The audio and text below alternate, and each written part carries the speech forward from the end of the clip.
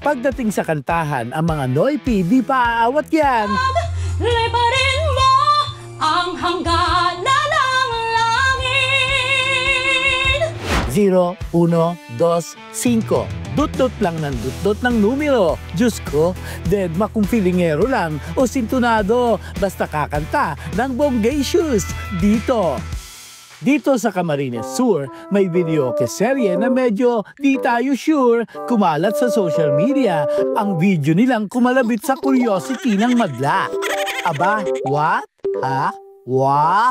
Ano ba, iha? Bakit hugot na hugot, ha? Kaya't hinanap namin ang viral na kumakanta upang mabasag ng haka-haka na mga etyoserang palaka. Hello, Galogs! Ako po si Junie B, ang Loki Diva ng Sipokot Camarines Sur. So, natuto po akong kumanta noong 3 years old pa lamang po ako. Ang nakadiscover po nun yung lola ko po, yung si Lola Pasing. Nagtatry lang po ako nun na kumanta nung listen. Then, yung gamit ko pong mic is suklay lang po. And then yun, dun po namin na-realize na, ay, meron pala akong talent. Parang marunong pala akong kumanta. So, ang kwento po dun sa viral video na yon, ano lang po yun, kumbaga, hindi po talaga totoo lahat ng nakikita nyo dun sa comment section. Kasi, sa katunayan po, nung araw po na yon, grabe po talaga yung gawain namin, summative, research, lahat parang nagsabay-sabay. And then, nung natapos po namin yung parang sabi namin, parang magbanding din kaya tayo kasi sobrang nakakapagod yung week na dumaan kasi sobrang ang daming gawain, sobrang daming activities. And then yun po, nagkaayayaan po kami pumunta doon sa bahay ng classmate namin. And then, kumain po kami ng suma, ng pansit, ng tubig. At ika-clarify ko lang po din ulit na hindi po yun gin, hindi po yun lambanog, tubig lang po yun. Sabi ng netizens, selos ka raw eh. Mukhang pinaparinggan mo raw ang couple sa Gedli. At ako babae, ang dinarasan, makikiusap na lang, akin ka na lang, giliw, akin ka na lang, wow! So mga kasama ko po dun sa viral video na yun, mga classmate ko lang din po, and then nandun po yung kapatid ng kaklase ko, which is yung nga po yung hinahandugan ko ng kantang yun. At dahil bukod sa vitamin C, pinalaki rin tayo sa trust issues na grabe. Nag-fact check din kami sa Jowa Bells kung ano ang true na nangyari. Ex po ni Junie V yung... Ex po ni Junie V yung... girlfriend ko.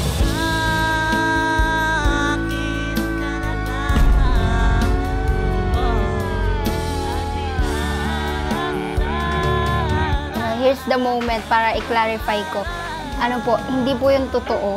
Close friends po sila and wala pong mali siya doon. I trust them both.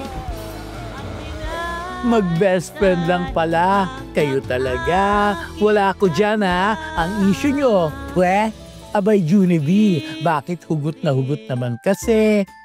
Kaya po ako hugot na hugot dun sa viral video na yon. Dahil po, nasasayang po ako sa dihulog na 5 pesos. At saka po, meron po akong kaibigan doon na broken. Yung kapatid ng kaibigan ko na sinasabi ko sa inyo, broken siya and then parang gusto kong paringgan talaga. Gusto namin paiyakan. Siyempre sa mga magkakaibigan, may mga sira ulo at ako po yun. Gusto po namin paiyakin yun.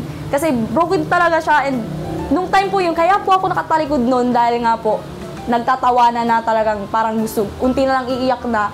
Kaya nagtalikod po ako nun para mabigay ko po yung best ko, mapakita ko po yung emotion ng kanta. And at the same time, sayang po yung hinulog kong 5 pesos. 3 taon pa lamang si Junie B, kumakanta na siya ng I Wanna Be a Tutubi. Nagsimula ng kumanta ng alphabet, pero pabiret, hanep. Laman rin siya ng entablado, mapabarangay, fiesta at paaralan. Siyang delegado, hindi lang boses ang maganda. Luko, pak, ang aura. Ang paborito ko pong kanta is Bicol song po siya. Ano po kasi siya, about po siya sa parents, sa magulang, yung pong kugos. Sa Tagalog po, yakap. Kugos mo, nasa sakong kamunduan. Kugos sa pusong nasasakitan.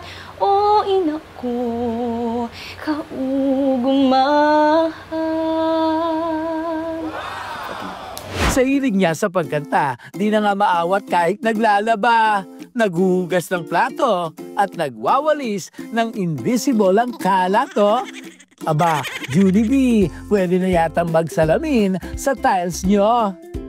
Sa kanyang trip sa buhay, di mawawala ang support ng kanyang nanay at tatay. Sila ang unang tagahanga sa talento ng kanilang anak na pambihira. Mas importante makapagtapos, din makapagtrabaho. Kahit hindi na kami bigyan ng income nila, okay lang. Basta't maging okay ang buhay nila pagdating ng panahon. Yan lang po. Di naman mawawala ang suporta ng kanyang tropa. Walang inggitan, bangayan o selosan. Delulu lang tayo, no ba yan? Started dancing in the moonlight, take me down like I'm a domino.